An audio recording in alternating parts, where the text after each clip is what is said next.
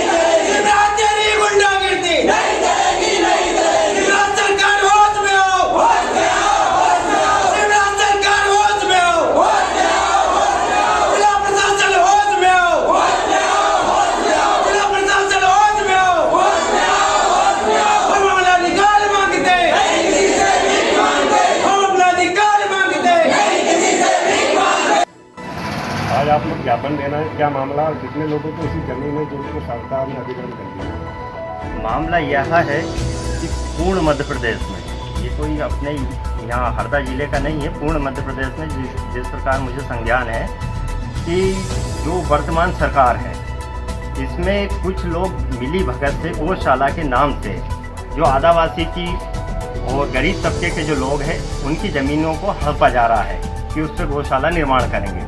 हमारा कहना यह है कि गौशाला निर्माण होना चाहिए, पर गौशाला निर्माण वहाँ होना चाहिए जो गोचर की भूमि है।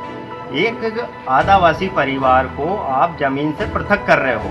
पहले ही आदिवासी कोरोना का मार झेल चुका है, मजदूर वर्ग आज के समय में बहुत परेशान है, उसके पास किसी भी प्रकार का काम धंधा नहीं है। दूसरा ये कि आप गौशाला के नाम पे उसके पास जो उसका परिवार वहाँ पे जीवन यापन कर रहा है, रह रहा है, उसकी रोजी रोटी चला रहा है, उससे आप उसको पृथक कर रहे हो, अलग किया जा रहा है उस ज़मीन से, और यह कहा जा रहा है कि उस पर हम गौशाला निर्माण करेंगे।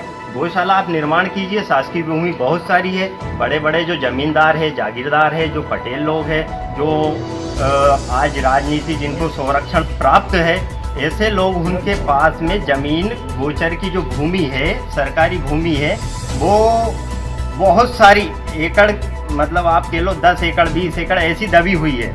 तो हमारा निवेदन है, श्रीमान से हम निवेदन करने आए थे कि श्रीमान वह ज़मीन निकाली जाए जो दबंगों के पास दबी हुई है, सरकारी भूमि गोचर की जो भूमि है, जो दबंगों ने उस पर अतिक्रमण कर रखा है, उसको निकाला जाए और उस पर भवन का निर्माण किया जाए। अगर ऐसा नहीं करते हैं तो फिर अगला कदम क्या होगा आप लोगों को? यदि ऐसा नहीं होता है, जो हमारी मांग है वो मानी नहीं जाती है, तो संपूर्ण आदिवासी पूरा हरदा जिला, देवास जिला, सीहोर जिला, जहाँ जहाँ भी गोंडवाना गणतंत्र पार्टी अपना नेतृत्व कर रही है, गोंडवाना गणतंत्र पार्टी अपने नेतृत्व में एक विशाल जन आंदोलन करेगी।